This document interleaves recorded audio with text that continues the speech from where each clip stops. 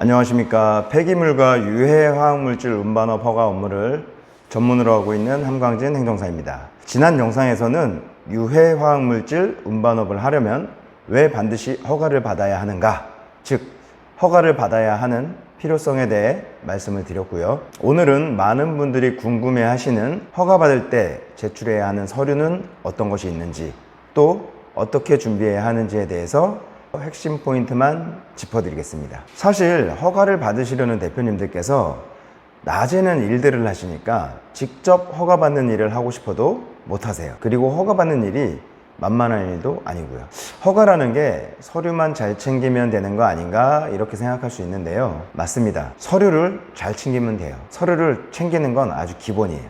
그런데 더 중요한 건 그 서류들이 법에서 요구하는 법적 허가 요건에 맞게 준비가 되어야 한다는 거예요. 예를 들어 볼게요. 법에서는 단순하게 세차장 서류라고만 되어 있어요. 그런데 화학물질 운반하시는 분들이 직접 세차장을 만들 수는 없잖아요. 그래서 주변에 세차장하고 세차 계약을 하는 거예요. 세차장 계약서도 단순히 세차장 이용권 같은 것이 아니라 화학물질 운반 차량 세차가 가능한 세차장과 정식으로 맺은 계약서가 필요한 거예요. 여기서 중요한 것은 계약서만 챙기는 것이 아니에요.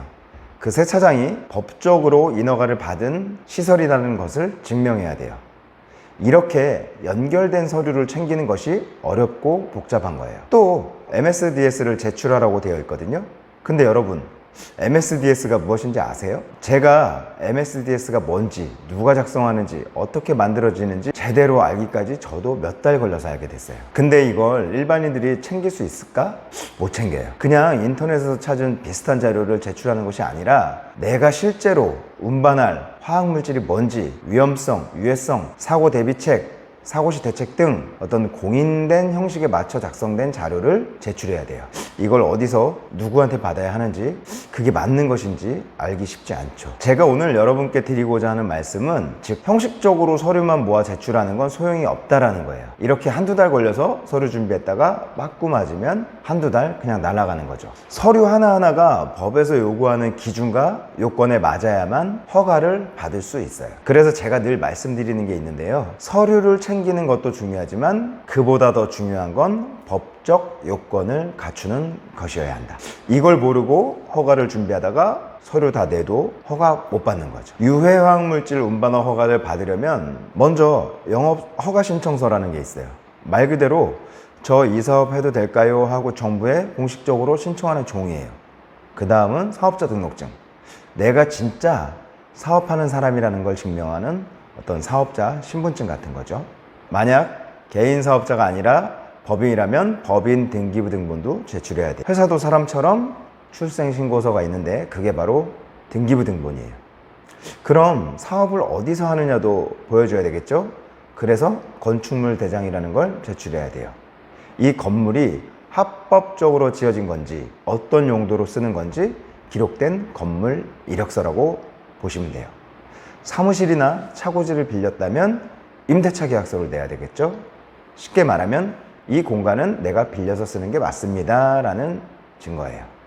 또 유해화학물질을 연간 취급 예정량 자료도 있어야 돼요. 이건 저는 1년에 이만큼 화학물질을 운반할 계획입니다 라는 예상치를 써내면 되는 거예요. 시설도 중요하겠죠? 취급시설 설치 내역서에는 내가 어떤 시설과 어떤 장비를 갖췄는지 설명하는 설비 소개서예요.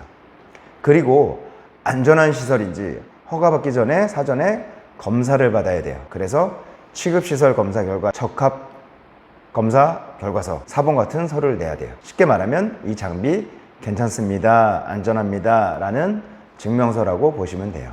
차량 관련 서류도 있어요. 차량 등록증 4번을 제출해야 되는데 이 차가 내 차라는 걸 증명하는 자동차 주민등록증 같은 거고요. 화물자동차 운송사업장 허가증은 이 차는 그냥 자가용이 아니라 화물 운송사업에 쓸 수 있다는 허가증이에요. 또 차고지 증명서도 필요하고요.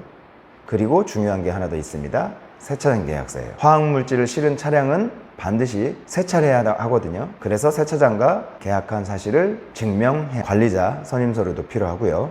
우리 회사에는 이 일을 책임지고 관리할 전담 안전 담당자가 있습니다 라는 걸 보여주는 거죠. 마지막으로 MSDS, 즉 물질 안전 보건 자료라는 게 있어요. 운반할 화학 물질의 어떤 성분, 위험성, 사고 났을 때 어떻게 대응해야 하는지가 적혀 있는 안전 설명서예요. 이런 서류들을 다 챙기셔야 돼요. 여러 대표님들께서 이런 말씀들을 자주 하세요. 하루 종일 잡고 달리다 보면 몸도 힘들지만 사실 더 신경 쓰이는 건 안전 문제다.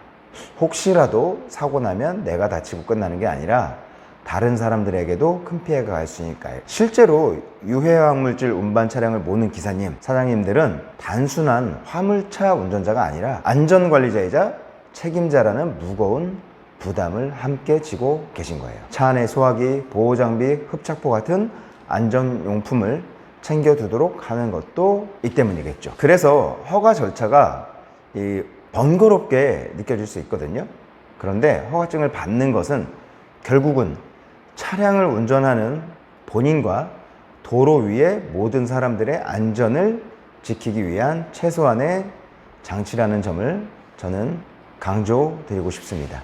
허가증은 단순히 행정서류가 아니라 기사님들의 안전운행을 보증하는 안전면허증이라고 할 수 있습니다. 이 안전면허증, 유해화학물질 운반 허가증이 되겠죠.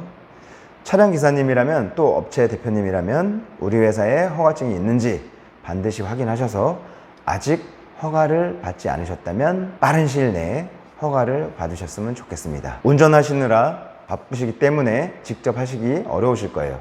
그럼 저 같은 전문 행정사에게 의뢰하시면 본인이 준비하시는 것보다 좀 더 빠르고 쉽게 허가를 받으실 수 있으세요. 오늘 영상 도움되셨다면 좋아요, 구독 부탁드리겠습니다. 끝까지 시청해 주셔서 감사합니다. 함광진 행정사였습니다.